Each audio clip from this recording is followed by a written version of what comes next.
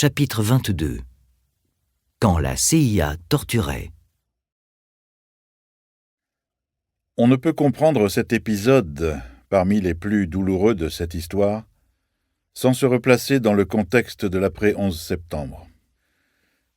Pour les Européens, qui ont vécu depuis les guerres de décolonisation des années 50-60 et les mouvements terroristes d'extrême gauche des années 70, une longue liste d'attentats, il peut être difficile de se replacer dans l'état de sidération et d'indignation qui a frappé le peuple américain à partir de cette date. Aussi spectaculaires que meurtrières, ces attaques simultanées jamais vues depuis Pearl Harbor, et encore l'attaque japonaise n'avait pas eu lieu sur le continent américain, ont créé de facto un état d'exception mêlant patriotisme, humiliation et ressentiment. Dans de telles circonstances, on ne peut s'étonner qu'une opinion publique en manque de repères accepte des mesures qu'elle aurait en d'autres temps rejetées. L'administration Bush n'a donc eu aucun mal à faire passer au Congrès des restrictions significatives aux libertés publiques, notamment dans le Patriot Act. Mais la question de la torture est d'une toute autre nature. Ces avocats reparaissent toujours en période troublée, et celle-ci en est une. Pourquoi, disent-ils, refuser la torture contre des criminels avérés si cela permet d'éviter des attentats et de sauver des vies? N'est-ce pas un moindre mal lorsque la nation est menacée et joue sa propre survie? Des juristes comme Alan Dershowitz commencent ainsi, fin 2001, à débattre de possibles mandats de torture, qui seraient délivrés par les tribunaux dans des cas extrêmes. Mais a-t-on seulement besoin d'en arriver là? Ne faut-il pas distinguer des méthodes de coercition, énergiques certes, de la vraie torture, entendue au sens le plus restrictif possible, comme le fait d'infliger des blessures physiques? La CIA possède une longue expérience de ces questions, compte tenu des expérimentations qu'elle a menées, notamment dans les années 1950-1962. Il est possible d'en tirer profit pour concevoir des programmes qui impliquent le moins possible de brutaliser les prisonniers, voire qui permettent de ne pas les toucher du tout. Privation de sommeil, humiliation, choc thermique, posture inconfortable, privation sensorielle sont autant de techniques qui, séparément, ne menacent pas la vie humaine, mais peuvent une fois combinées avoir des effets psychologiques et physiques dévastateurs. Quel que soit le talent des juristes de l'agence, ces programmes ne peuvent être menés sur le sol américain ou sur des citoyens américains. Mais cela signifie que l'on peut, avec une autorisation présidentielle, imaginer des centres de détention et d'interrogation à l'extérieur du territoire américain. Dans les pays amis du Moyen-Orient, il est déjà arrivé à la CIA de laisser un service local interroger pour son compte des terroristes, avec des techniques de torture très traditionnelles. Selon les règles de l'agence, si aucun agent de la CIA n'est présent lors de l'interrogatoire, il n'y a rien à y redire. Si au contraire un agent est présent dans la salle d'interrogatoire ou l'observe derrière une glace sans teint, l'agence est juridiquement responsable. En Europe, 2 pays amis ont accepté d'accueillir le nouveau programme sans poser trop de questions: la Roumanie et la Pologne. Mais les transferts de prisonniers par la flotte aérienne de la CIA, curieusement baptisés vols de restitution, laissent des traces difficiles à effacer. Ce n'est pas de la commission sénatoriale du renseignement qu'est venue la révélation des prisons secrètes de la CIA. En 2004, le scandale des mauvais traitements commis dans la prison irakienne d'Abu Ghraib, puis dans l'île de Guantanamo, a certes choqué le public, mais n'a pas ébranlé le gouvernement américain, qui a tranquillement stigmatisé un cas isolé de mauvais traitements dû à quelques brebis galeuses de l'armée. Mieux informé de ce qui se passe dans les prisons secrètes, le public américain se retournerait-il contre ses dirigeants? Ce n'est pas sûr. Le temps des critiques viendra, mais plus tard. C'est donc d'Europe, plus précisément du Conseil de l'Europe, qu'est venue l'enquête qui dévoile le détail des exactions commises contre les droits de l'homme par la CIA dans ses prisons secrètes. Le rapport du Suisse Dick Marty, dont nous reproduisons les conclusions et un court extrait, est un travail important, rigoureux et implacable. La CIA et les gouvernements mis en cause ont tenté de le discréditer, mais la quantité et la précision des faits rapportés ne jouent pas en leur faveur. La lecture de ce texte, disponible sur le site du Conseil de l'Europe, est indispensable pour saisir l'ampleur du problème. Car ce rapport n'a trouvé que peu de traductions politiques concrètes au niveau européen. Nombreux sont les gouvernements qui refusent de charger la CIA, avec qui leurs services coopèrent par ailleurs dans l'intérêt commun de la lutte contre le terrorisme. Cela signifie-t-il que tout est acceptable ? Il serait au minimum nécessaire que ces questions puissent être débattues publiquement. Il est difficile de juger des résultats de ces programmes, mais tout porte à croire qu'ils sont modestes, rapportés aux moyens mis en œuvre, et aux déchets, c'est-à-dire aux prisonniers détenus par erreur. On le sait, la torture provoque rarement des confessions fiables.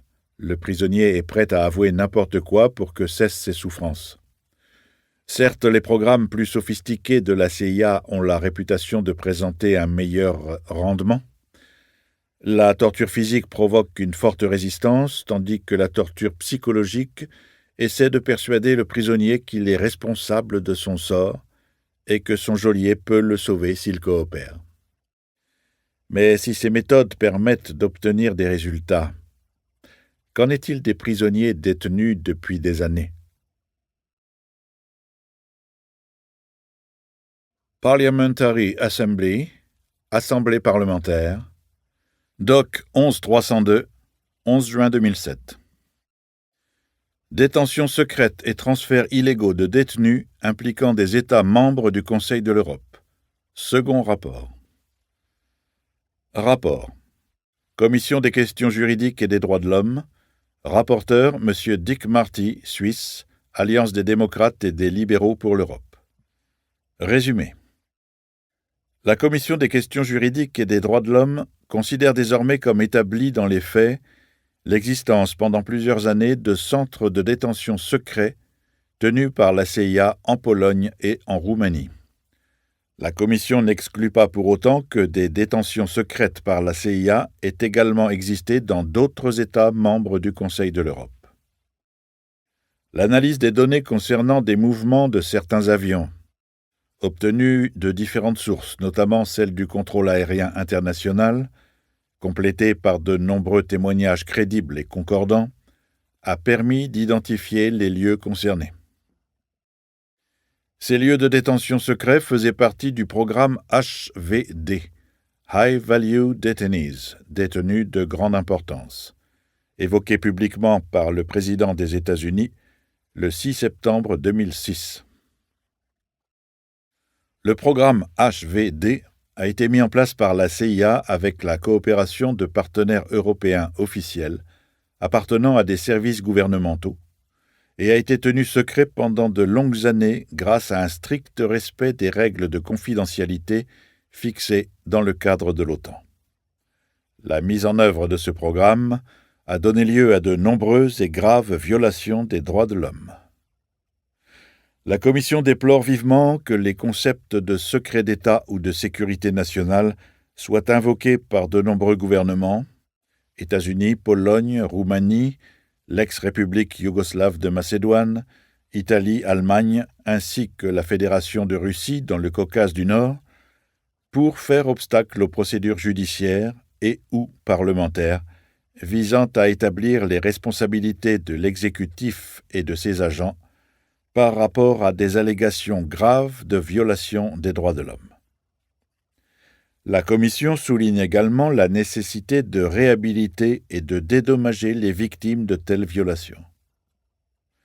Les informations ainsi que les preuves relatives à la responsabilité civile, pénale ou politique des représentants de l'État concernant des violations graves des droits de l'homme ne doivent pas être considérés comme dignes de protection en tant que secret d'État. L'éventail du domaine réservé de l'exécutif, soustrait au contrôle parlementaire et ou judiciaire au titre du secret d'État, doit respecter les principes de la démocratie et de la prééminence du droit. La Commission des questions juridiques et des droits de l'homme réaffirme solennellement sa position selon laquelle le terrorisme doit et peut être combattu par des moyens qui respectent les droits de l'homme et la prééminence du droit. Cette position de principe, fondée sur les valeurs défendues par le Conseil de l'Europe, est aussi celle qui assure le mieux l'efficacité du combat contre le terrorisme à long terme. Remarque introductive. Aperçu. 1.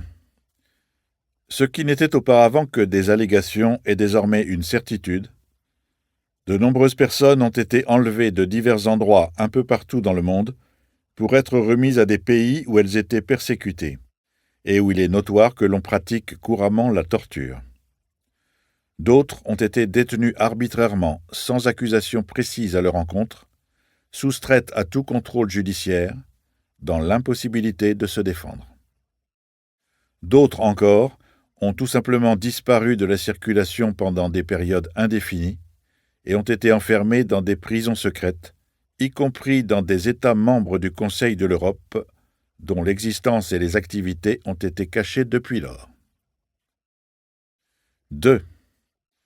Des personnes ont été détenues pendant des périodes de plusieurs années dans ces lieux de détention secrètes, soumises à des traitements dégradants et à des techniques d'interrogatoire qualifiées de renforcées, en fait une manière pudique pour définir une forme de torture, dans le but d'obtenir des informations, aussi peu fiables soient-elles, qui, selon les États-Unis, ont protégé notre sécurité commune. Ailleurs, d'autres personnes ont été transférées à des milliers de kilomètres dans des prisons dont elles ne connaîtront peut-être jamais la situation géographique, soumises à des interrogatoires incessants, abusées physiquement et psychologiquement, avant d'être relâchées car elles ne correspondaient tout simplement pas aux individus recherchés. Ces dernières, après le calvaire subi, ont été libérées sans un mot d'excuse ni aucune indemnité, sauf une seule exception remarquable due à l'attitude éthique et responsable des autorités du Canada, et devant en plus subir l'opprobre du doute quant à leur innocence, et ici même en Europe, le harcèlement du racisme alimenté par une certaine presse. Ce sont les terribles conséquences de ce que d'aucuns appellent la guerre contre le terrorisme. 3.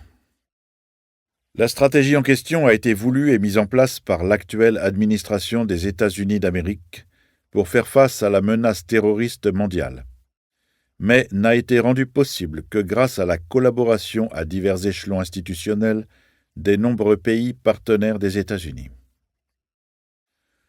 Parmi ces partenaires, comme nous l'avons déjà illustré dans le rapport du 12 juin 2006 à PCE Doc 10957, plusieurs États membres du Conseil de l'Europe. C'est seulement dans des cas exceptionnels que certains de ces États ont pleinement reconnu leurs responsabilités. C'est le cas notamment de la Bosnie-Herzégovine, alors que la majorité d'entre eux n'a rien fait pour rechercher la vérité. En réalité, beaucoup de gouvernements ont tout fait pour masquer la vraie nature et l'ampleur de leurs activités et persistent dans leur attitude non coopérative. Très peu de pays, d'autre part, ont répondu favorablement aux propositions du secrétaire général du Conseil de l'Europe, formulées au terme de la procédure ouverte en vertu de l'article 52 de la Convention européenne des droits de l'homme, CEDH. Voir document SG 2006-01. 4. Les restitutions et les enlèvements des présumés terroristes et leur détention ont toujours eu lieu en dehors du territoire des États-Unis, où de tels actes auraient été certainement jugés contraires à la loi et à la Constitution. Il va sans dire que de tels actes sont également inadmissibles aux yeux des lois des pays européens, qui, pourtant, les ont tolérés, voire ont activement collaboré à leur mise en œuvre. Cette délocalisation d'activités illégales outre-Atlantique a un aspect d'autant plus choquant car elle constitue fondamentalement une expression de mépris envers les pays sur le territoire desquels on décide de commettre ces actions. Le fait que ces mesures soient prévues seulement pour des personnes non américaines est tout aussi troublant. Cela ressemble à une forme d'apartheid juridique et témoigne d'une mentalité de supériorité exaspérée. Une fois encore, la responsabilité n'est pas seulement du côté américain, mais aussi et surtout des gouvernants politiques européens qui ont sciemment accepté cet état des choses. 5. Certains gouvernements européens ont fait et continuent de faire obstacle à la recherche de la vérité en invoquant la notion de secret d'État. Le secret est invoqué pour ne pas fournir d'explications aux instances parlementaires ou pour empêcher les autorités judiciaires d'établir les faits et de poursuivre les responsables d'actes délictueux. Ces critiques sont notamment valables envers l'Allemagne et l'Italie. En Allemagne, la notion de privilège exécutif essentiel semble permettre au gouvernement de retenir certaines informations pertinentes de la commission d'enquête parlementaire. Certains de ses membres ont d'ailleurs saisi récemment la Cour constitutionnelle fédérale pour obliger le gouvernement à dévoiler plus d'informations. En ce qui concerne l'Italie, il est frappant de constater que la doctrine du secret d'État est invoquée contre le procureur en charge de l'enquête de l'affaire Abu Omar, avec des justifications qui sont presque identiques à celles qui sont avancées par les autorités de la Fédération de Russie pour réprimer des scientifiques, des journalistes et des avocats, dont un bon nombre a été poursuivi et condamné pour des soi-disant activités d'espionnage. La même démarche a induit les autorités de l'ex-république yougoslave de Macédoine à cacher la vérité et à donner une version manifestement fausse concernant les agissements de ses propres agences nationales, ainsi que de la CIA, lorsqu'elles ont procédé à la détention secrète et à la restitution de Khaled El-Masri. 6. Un recours à la doctrine du secret d'État, de telle manière à ce qu'elle s'applique même des années après les faits, apparaît inacceptable dans une société démocratique fondée sur le principe de la prééminence du droit. Cela devient franchement choquant lorsque l'instance même qui s'en prévaut cherche à définir la notion et la portée du secret, afin de se soustraire ainsi à ses responsabilités. L'invocation du secret d'État ne devrait pas être autorisée lorsqu'elle sert à couvrir des violations des droits de l'homme, et son recours devrait, en tous les cas, être soumis à une procédure rigoureuse de contrôle. En ce sens aussi, le Canada semble indiquer la juste voie, comme nous verrons plus loin dans ce rapport. 7. Il subsiste aujourd'hui suffisamment d'éléments pour affirmer que des centres secrets de détention gérés par la CIA ont bien existé en Europe entre 2003 et 2005, notamment en Pologne et en Roumanie. Ces deux pays avaient déjà été nommés dans le contexte des détentions secrètes par Human Rights Watch au début du mois de novembre 2005. Le Washington Post, sur demande expresse du gouvernement américain, avait simplement indiqué génériquement « des démocraties d'Europe orientale », tout en sachant de quel pays il s'agissait en réalité. Rappelons d'autre part que la chaîne américaine ABC avait également indiqué la Pologne et la Roumanie dans une information sur son site web. Mais l'indication des pays a été très rapidement effacée dans les circonstances que nous avons indiquées dans notre précédent rapport. Par nos propres sources, provenant aussi bien des services de renseignement américains que des pays concernés, nous avons eu la confirmation, claire et détaillée, que ces deux pays ont bien abrité des centres secrets de détention dans le cadre d'un programme spécial de la CIA, mis au point par l'administration américaine au lendemain du 11 septembre 2001 pour tuer, capturer ou mettre en détention des personnes soupçonnées de terrorisme considérées de grande importance. Nos conclusions sont par ailleurs corroborées par des données de mouvements aériens que la Pologne, notamment, prétendait ignorer, et que nous sommes à même de prouver grâce à différentes sources documentaires. 8. Ces centres de détention secrète en Europe ont été directement et exclusivement gérés par la CIA.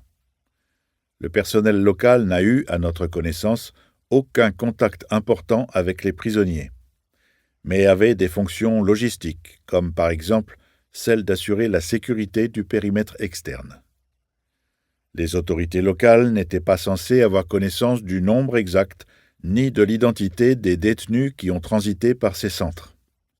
C'était le genre d'information qu'elles n'avaient pas besoin de savoir. S'il est vraisemblable que très peu de personnes dans les pays concernés, y compris au sein même du gouvernement, aient eu connaissance de l'existence de pareilles structures, nous avons suffisamment de motifs pour affirmer que les plus hautes autorités de l'État étaient au courant des activités illégales de la CIA sur leur territoire. 9. Nous ne sommes pas une autorité d'enquête. Nous n'en avons ni les pouvoirs ni les moyens. Il ne s'agit donc pas de prononcer des jugements, encore moins des condamnations.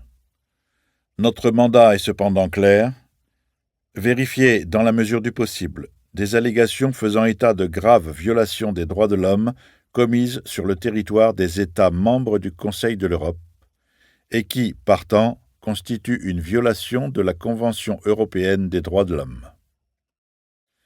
Nous estimons avoir démontré que la CIA a commis toute une série d'actes illégaux en Europe en enlevant des personnes, en les maintenant en détention en des lieux secrets et en les soumettant à des techniques d'interrogatoire qui correspondent à des formes inadmissibles de torture. 10. Dans la plupart des cas, ces actions ont eu lieu avec les autorisations requises, les permissions ou la collaboration active de services étatiques. Nous estimons que le cadre de ces collaborations a été développé autour d'autorisations de l'OTAN du 4 octobre 2001, certaines d'entre elles étant publiques, alors que d'autres restent secrètes. Selon plusieurs sources concordantes, ces autorisations ont servi de plateforme pour des accords bilatéraux, eux aussi bien entendu secrets. 11. Nous sommes de l'avis que les pays impliqués dans ces programmes n'ont pas fait leur devoir de vérité. Les éléments qui démontrent l'existence de violations des droits fondamentaux de l'homme sont concrets, sérieux et concordants. Certainement, en tout cas, de nature à imposer que les autorités intéressées ordonnent finalement une véritable enquête indépendante et approfondie, et qu'elle ne fasse plus obstacle aux efforts en cours des instances judiciaires et parlementaires pour rechercher la vérité. Les instances internationales, notamment le Conseil de l'Europe, l'Union européenne et l'OTAN, sont appelées à s'interroger sérieusement sur la façon d'éviter à l'avenir de pareilles dérives et d'assurer le respect des engagements formels et impératifs que les États ont souscrits en matière de protection des droits et de la dignité de l'homme. 12. En l'absence de pouvoir d'enquête et des moyens nécessaires, nos recherches n'ont pu dès lors se fonder que sur un usage perspicace des éléments existants, par exemple l'analyse de milliers de données concernant le trafic aérien international, et sur un réseau de sources établi dans de nombreux pays. En fait, avec des ressources très modestes, nous avons dû procéder à un véritable travail d'intelligence. Il a été possible d'entrer en relation avec des personnes ayant eu ou ayant toujours des fonctions auprès des autorités pertinentes, notamment des services de renseignement. Nous ne nous sommes jamais fondés sur une seule déclaration, mais nous avons utilisé seulement des informations qui étaient confirmées par d'autres sources totalement indépendantes. Dans la mesure du possible, nous avons procédé à des vérifications croisées de nos informations, soit dans le pays européen intéressé, soit de l'autre côté de l'Atlantique, ou sur la base de documents ou de données objectives. Il est évident que nos sources individuelles n'étaient disposés à nous parler qu'à la condition que nous leur garantissions l'anonymat le plus complet. Dès le début de nos recherches, nous avions obtenu de la Commission des questions juridiques et des droits de l'homme l'autorisation de pouvoir assurer à nos interlocuteurs, si cela était exigé, la plus stricte confidentialité. Cette disponibilité à assurer un régime de confidentialité à d'éventuels whistleblowers, donneurs d'alerte, a été également communiquée à M. Franco Frattini, vice-président de la Commission européenne et chargé du domaine relevant de la liberté, sécurité et justice, pour qu'il puisse aussi en informer les ministres compétents des pays de l'Union européenne. Les garanties de confidentialité ont indiscutablement créé un climat de confiance et ont favorisé la disponibilité de nombreuses sources à accepter de parler avec nous. Ces personnes ne sont aujourd'hui pas prêtes à témoigner publiquement, mais certaines d'entre elles pourraient l'être dans le futur si les circonstances devaient changer. 13.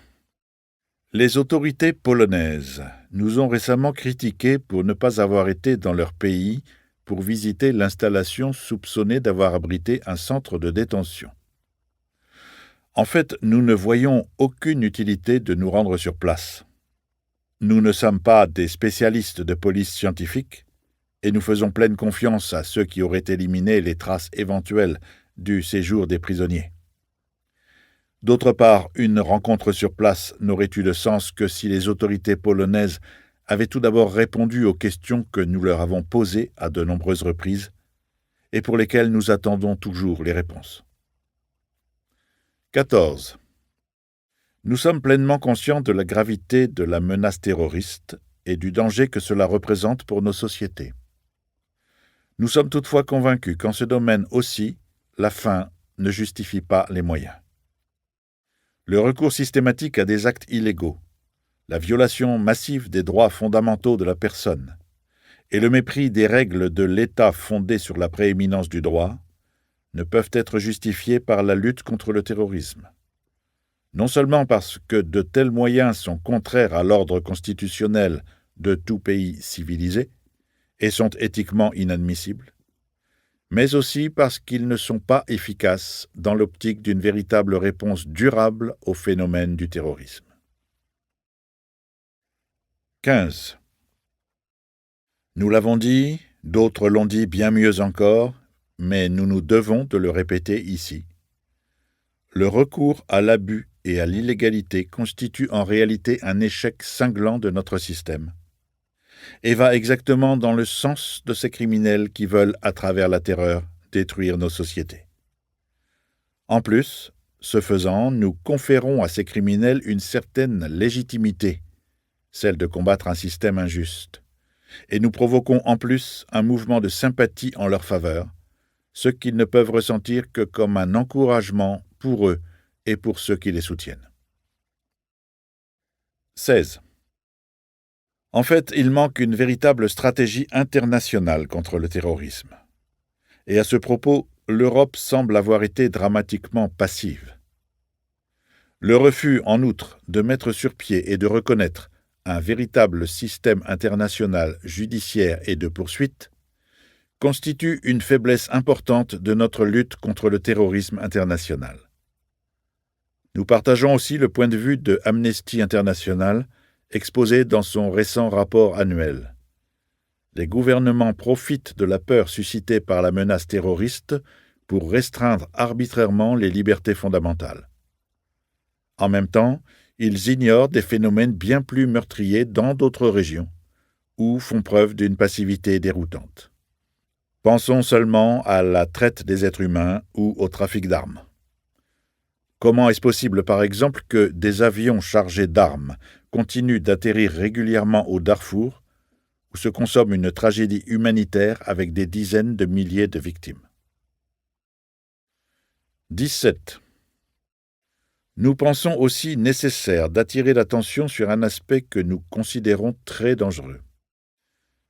La juste lutte contre le terrorisme ne doit pas être un prétexte pour provoquer dans l'opinion publique des réactions racistes et islamophobes. Le Conseil de l'Europe a justement reconnu l'importance fondamentale du dialogue interculturel et interreligieux.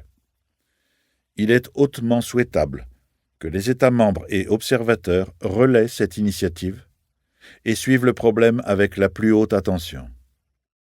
Des dérives en cette matière pourraient avoir des conséquences désastreuses sous la forme d'un renforcement de la menace terroriste future. 18. Dans le cours de nos recherches et à travers des circonstances particulières, nous avons eu connaissance de certains mécanismes particuliers, secrets pour la plupart, utilisés par les services de renseignement dans leurs activités antiterrorisme. Il ne nous appartient pas de juger ces méthodes, bien que dans ce cadre aussi on prenne apparemment de grandes libertés avec la légalité. Bon nombre de ces méthodes engendrent des réactions en chaîne de chantage et de mensonges entre différents services et entre institutions à l'intérieur du pays et entre États. Cela peut aussi expliquer, du moins en partie, l'opposition farouche de certains gouvernements à révéler la vérité. Nous ne pouvons entrer dans les détails de ce phénomène, car cela mettrait en danger des vies humaines.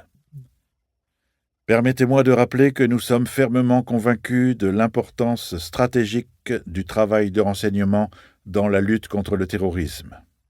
Tout aussi fermement, nous croyons en la nécessité que ces services soient soumis à des codes de conduite, assortis d'une supervision énergique et rigoureuse. 19. Avec le mandat qui nous a été confié, nous estimons que l'Assemblée a atteint la limite de ses possibilités. Les moyens mis à disposition pour répondre aux questions qui nous ont été posées sont totalement inadéquats par rapport à la tâche.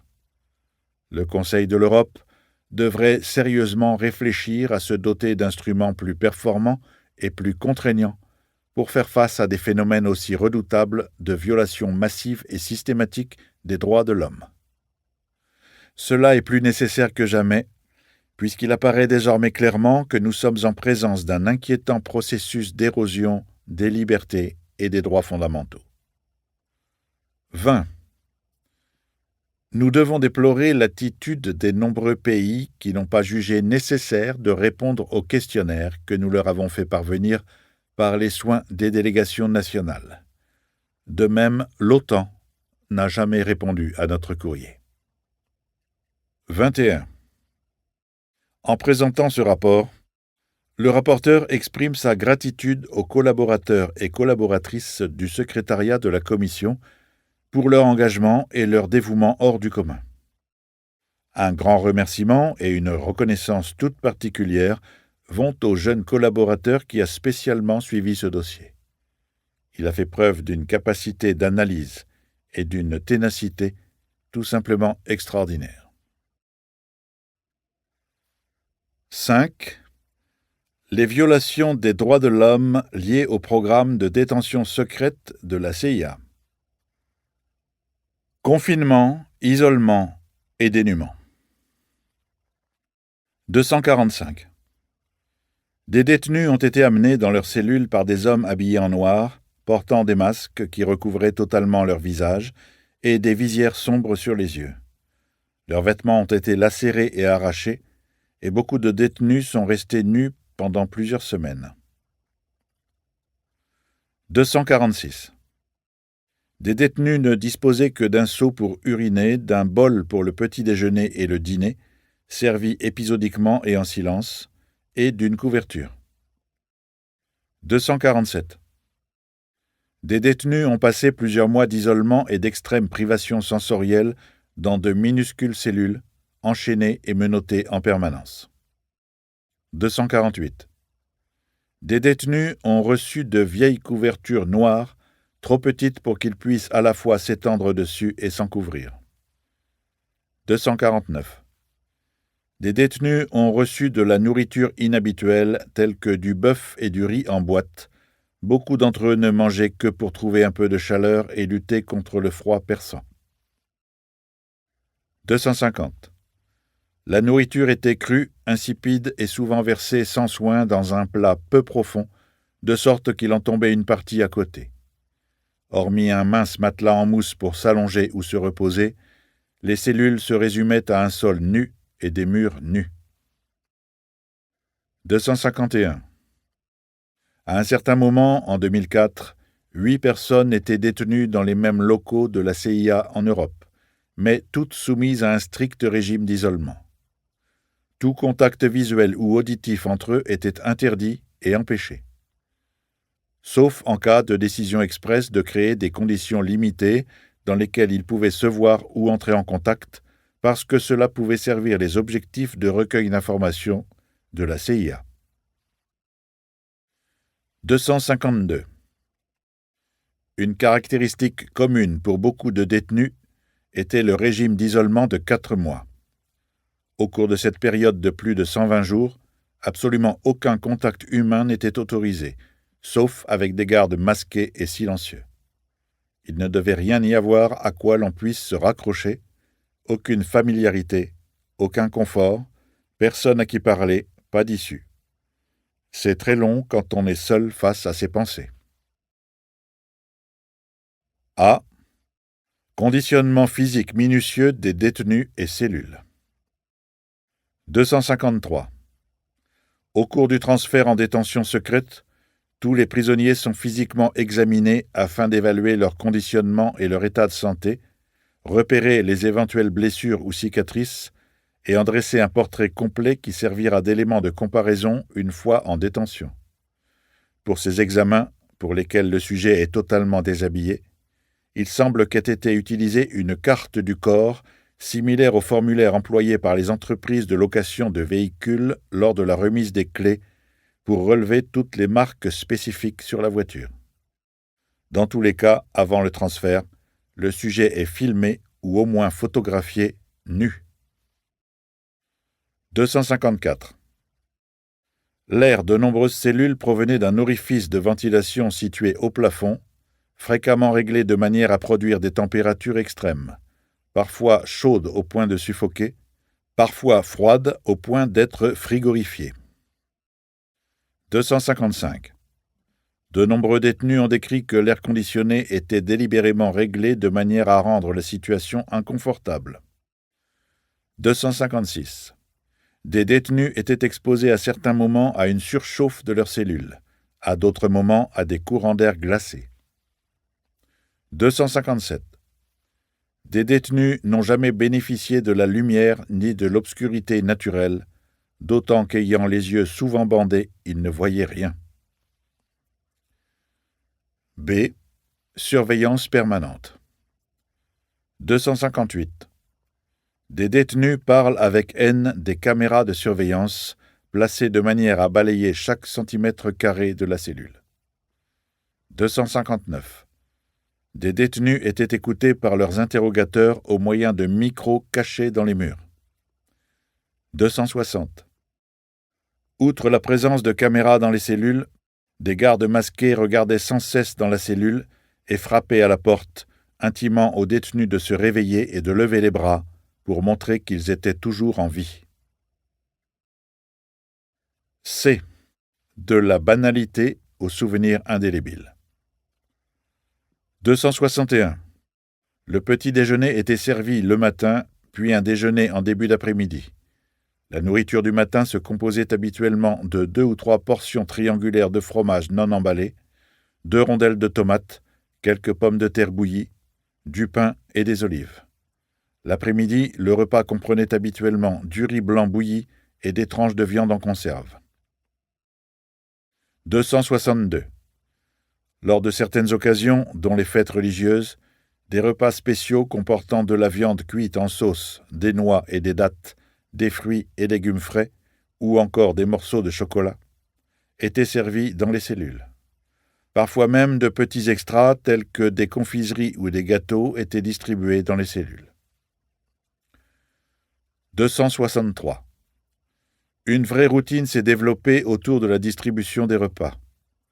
L'ampoule électrique qui était allumée en permanence était brièvement éteinte, la nourriture était distribuée, puis la lumière était rallumée.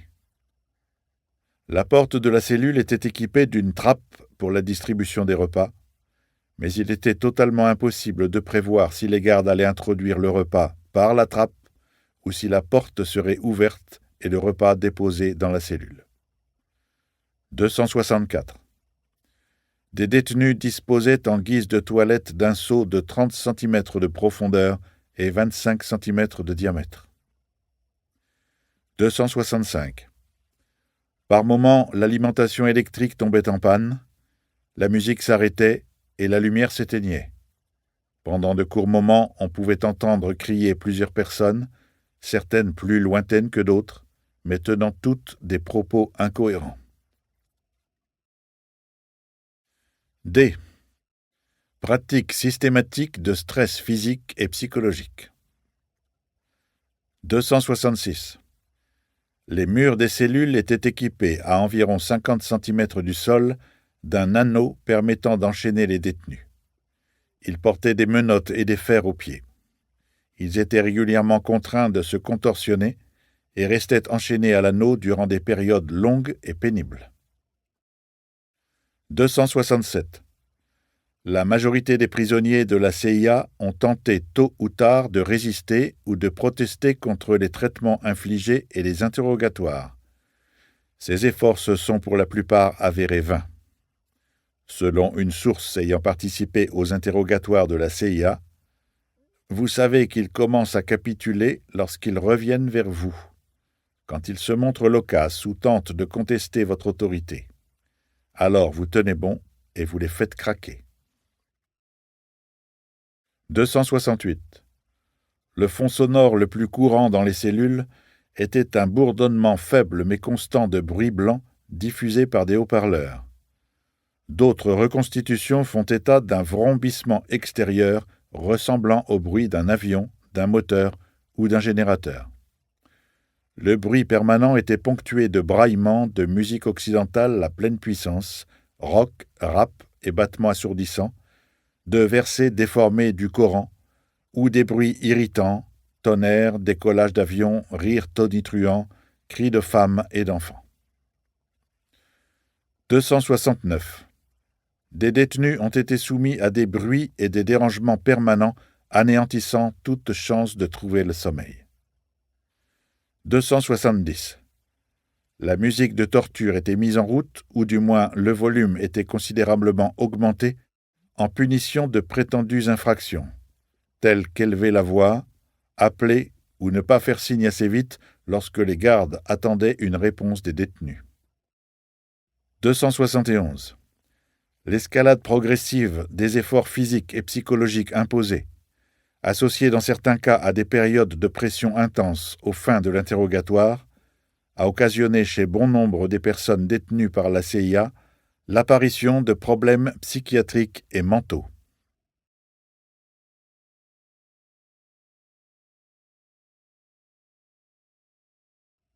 Sixième partie. Les années Obama, 2009-2017. Chapitre 23. Changement d'air. Pour beaucoup de citoyens américains et dans le reste du monde, l'élection de Barack Obama est apparue sur le moment comme un tournant. Ce tout jeune sénateur, relativement novice en politique, a remporté la primaire démocrate de 2008 et insufflé un ton nouveau dans la campagne américaine, suscitant un vif espoir de changement dans des catégories de la population habituellement peu impliquées en politique, comme les Noirs ou les jeunes. Au cœur de sa plateforme figurait la promesse de mettre fin à la guerre contre la terreur de George W. Bush et Dick Cheney. En juriste qu'il était, Obama dénonçait les frappes de drones et autres actions illégales. « Nous allons à nouveau montrer au reste du monde que la justice n'est pas arbitraire. » Il promettait de remettre au premier plan les libertés civiles et les règles constitutionnelles. Le candidat et le président. En 2006, lors d'un débat au Sénat sur le Military Commissions Act, qui légalisait les tribunaux d'exception créés par l'administration Bush à Guantanamo, le sénateur Obama déclarait « La question se résume à ceci. Les procédures actuelles sont telles qu'un parfait innocent pourrait se trouver détenu sans pouvoir contester les accusations du gouvernement et sans moyen de prouver son innocence. J'aimerais que quelqu'un dans cette chambre ou dans ce gouvernement me dise pourquoi c'est nécessaire. Je ne veux pas entendre que c'est un nouveau monde et que nous faisons face à de nouveaux ennemis. Je sais cela. Mais en tant que père, je peux imaginer la terreur que j'éprouverais si un membre de ma famille était capturé au milieu de la nuit et envoyé à Guantanamo sans même savoir pourquoi, ni possibilité de prouver son innocence. Ce n'est pas un scénario de fiction. Nous avons déjà eu ces dernières années des rapports de la CIA et de divers généraux disant que de nombreux détenus de Guantanamo ne devraient pas s'y trouver. C'est une guerre extraordinairement difficile que nous menons contre les terroristes. Il va y avoir des situations lors desquelles nous lancerons un filet trop large et capturerons les mauvaises personnes. Mais ce que l'on peut éviter, c'est d'empêcher notre système judiciaire de corriger ses erreurs. En donnant aux suspects une chance, seulement une, de contester leur détention devant un tribunal, de faire confirmer par un juge si le gouvernement a bien emprisonné la bonne personne pour de bonnes raisons. Nous pouvons résoudre ce problème sans gêner en rien nos efforts dans la guerre contre la terreur. Pour ceux qui sont coupables, nous avons toutes les procédures qu'il faut pour les enfermer. C'est le genre de peuple que nous sommes. Nous faisons les choses bien et nous les faisons avec justice. Toujours en 2006, le sénateur Obama s'opposait au programme de surveillance massive conduit par la NSA, estimant que cette surveillance devrait être encadrée par la justice et le Congrès. En signe de protestation, il votait contre la nomination à la tête de la CIA du général Michael Hayden, ancien patron de la NSA. Au terme du deuxième mandat du président Obama, il serait difficile de trouver un procureur plus sévère pour les actions de son administration que le sénateur Obama de 2006, dont les propos ci-dessus résument tous les dérapages intervenus entre 2008 et 2016. Pour les observateurs attentifs, il apparut évident dès les premiers mois de l'année 2009 que l'administration Obama s'inscrivait dans la continuité des pratiques et analyses juridiques de l'administration Bush. Ainsi, en février 2009, les conseillers d'Obama expliquaient que les prisonniers de la base de Bagram, en Afghanistan, n'avaient aucun droit légal de contester leur détention. Contrairement aux promesses du candidat, la prison de Guantanamo n'a pas été fermée. À sa décharge, le président Obama a pris dès son arrivée un décret pour programmer la fermeture, mais il s'est heurté à un paradoxe et au refus du Congrès à majorité républicaine de rapatrier les prisonniers dans le système judiciaire américain classique. En effet, la plupart des aveux livrés par ces prisonniers ont été obtenus sous la torture. Cela seul constitue un vice de procédure qui suffirait à les faire libérer selon les normes judiciaires américaines. Or, les sénateurs ne veulent à aucun prix voir libérer des terroristes endurcis sur le sol américain. Tout ce qu'a donc réussi à faire l'administration Obama, c'est de transférer les prisonniers considérés comme moins dangereux vers des prisons de leur pays d'origine. Même avec un nombre réduit de prisonniers, le symbole Guantanamo subsiste au départ d'Obama, et il est peu probable que cela empêche de dormir le président Trump. Plus gênant encore, les révélations du lanceur d'alerte Edward Snowden en 2013 ont montré que la NSA, loin de ralentir ou de réguler ses activités de surveillance électronique, les avait développées tous azimuts au cours des années récentes. Le public américain ne se formalise guère que la NSA pirate des opérateurs étrangers de téléphonie, espionne les téléphones portables de dirigeants de pays alliés comme Angela Merkel ou François Hollande. Il en va autrement des outils qui permettent d'insérer des implants dans les serveurs de différents constructeurs informatiques comme Cisco ou Dell, d'aspirer les données de téléphones portables américains les données de recherche et messagerie email de Google ou de casser les technologies de chiffrement accessibles au grand public. En février 2014, le New York Times a révélé que la NSA avait fait espionner un bureau d'avocats américain dans le cadre d'un litige commercial entre les États-Unis et un pays étranger. Bref, il n'est plus possible d'affirmer que la NSA n'espionne pas les Américains, ou qu'elle ne le ferait à l'occasion que de façon accidentelle. La surveillance de masse est mondiale et inclut bien sûr les États-Unis, sans encadrement judiciaire ou législatif.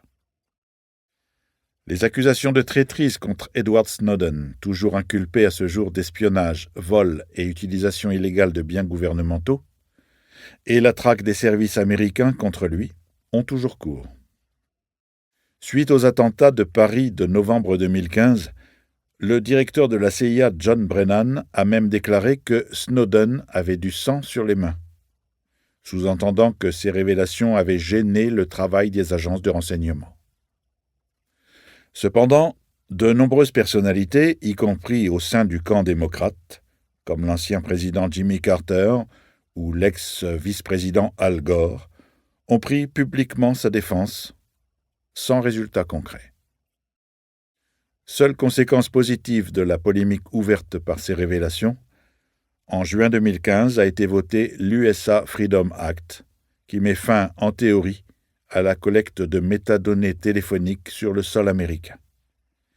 Ces données seront désormais stockées par les opérateurs et les agences ne pourront y avoir accès que sur ordonnance délivrée par un tribunal spécial. Après une période de sidération, les faucons de l'administration Bush-Cheney ont reconnu publiquement que Barack Obama avait tout simplement chaussé les bottes de son prédécesseur. L'ex-directeur de la CIA, le général Michael Hayden, il y a une continuité puissante entre le 43e et le 44e président. L'ex-président Dick Cheney, je pense qu'en termes d'antiterrorisme, il est revenu sur ses premiers propos, du genre engager des poursuites contre les gens de la CIA qui ont appliqué notre politique. Tout ça a été mis de côté. Je pense qu'il a appris que tout ce que nous avons fait était bien plus judicieux qu'il ne voulait bien nous l'accorder quand il était candidat. Une nouvelle CIA. Du côté de la CIA, on pouvait craindre en effet une grande lessive après l'élection d'Obama. En homme prudent, ce dernier choisit de nommer à la tête de l'agence un homme de confiance et vieux briscard de Washington, Leon Panetta, ex-élu de Californie et ancien directeur de cabinet du président Bill Clinton. Son expérience et sa fiabilité étaient censées compenser sa faible expérience en matière de renseignement.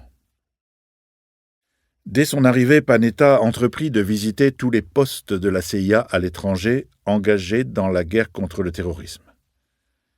Il fit également procéder à une revue interne sans complaisance du programme de torture accompli à la demande de l'administration Bush et qui était désormais interdite.